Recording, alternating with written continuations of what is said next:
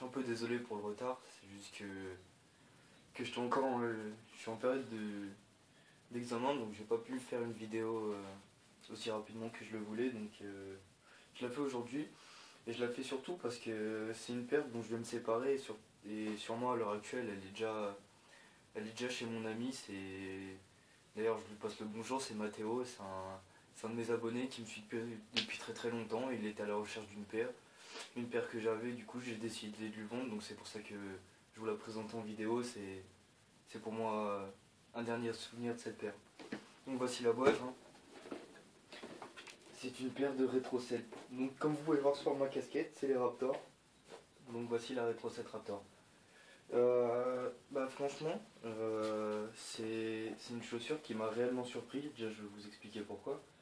À la base, je les ai achetés, pas que je les voulais particulièrement, c'est juste que je venais d'avoir ma Retro 6, la Infrared, et j'ai tellement peur de l'abîmer et de la salir que il me fallait une paire qui leur ressemblait trait pour trait, mais sans semelle transparente. Et à ce moment-là, sortait la Raptor.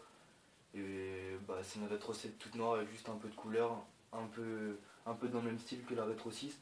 Donc je l'avais acheté uniquement pour cette raison.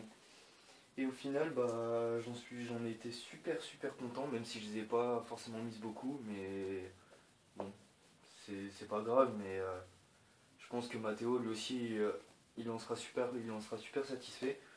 Parce que c'était, je crois, ouais, ça doit être ma première paire qui était pas en nubuck, mais la matière que Nike appelle le Durabuck, donc leur pseudo nubuck synthétique renforcé là. Et franchement, elles ont tenu le coup. Bon, en même temps, je les ai pas portées souvent, mais je veux dire, il y a des paires, au bout d'une fois, tu les mets, t'as déjà des traces, et là, franchement, non, ça tient la route. Niveau confort, c'est c'est pas le must, mais j'ai une autre rétro 7 en cuir et clairement je préfère celle-ci à celle qui est en cuir, plus légère, plus souple, donc forcément plus confortable. Juste au niveau du prix, ça piquait un petit peu. Je les avais eu à 160 balles, donc ouais, ça fait une petite somme, mais ouais, pas de regret. C'était une paire qui je trouve valait le coup. Je la trouve vraiment top, je trouve qu'elle a vraiment de la gueule. C'est vrai que ça me fait un peu chier de m'en séparer, je vais pas vous mentir. Mais je sais que je vais me consoler sur la Retro 7 Bordeaux qui devrait sortir cette année. Donc voilà, petite vidéo assez courte, mais c'est une chaussure que je vous que je peux que vous conseiller. Niveau gueule, faut aimer la Retro 7. C'est vrai que je connais pas énormément de monde qui aime la Retro 7, ils vont surtout préférer la Retro 6 que je trouve moi aussi plus attrayante. Mais faut avouer que la Retro 7 dans certaines couleurs elle est vraiment super super efficace. Et je dois avouer que pour moi en noir c'est vraiment une dinguerie.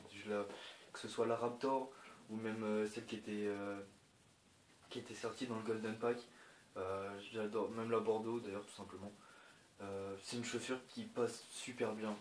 Après, faut la mettre en valeur avec comment on s'habille. J'avoue que ça c'est vraiment le plus dur.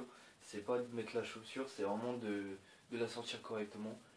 Mais globalement, il n'y a pas grand chose à craindre. Donc si vous pouvez la trouver pas trop chère, je sais que Mathéo il est assez content du prix. Si vous la trouvez pas trop chère, prenez-la et franchement c'est une super alternative à des Jordan classiques. Parce que la Retro 7, on la voit beaucoup moins qu'une Retro 6, une Retro 5, qu'une Retro 4. Donc donnez-lui de l'amour à cette paire, je trouve qu'elle mérite. Et c'est une paire qui est restée un peu trop dans l'ombre, je trouve.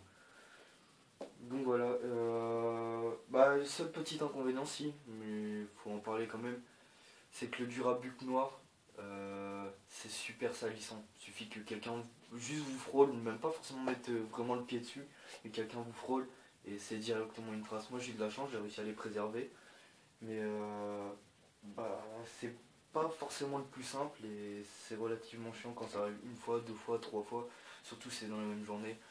C'est assez casse-pied. Donc Mathéo, j'espère que tu vas vraiment prendre soin de celle-ci parce que c'est une paire que je comptais pas vendre et je te l'avais dit. Donc j'espère que tu vas en prendre soin, ça, je te fais confiance. Et nous on se retrouve dans une semaine, donc à plus tout le monde.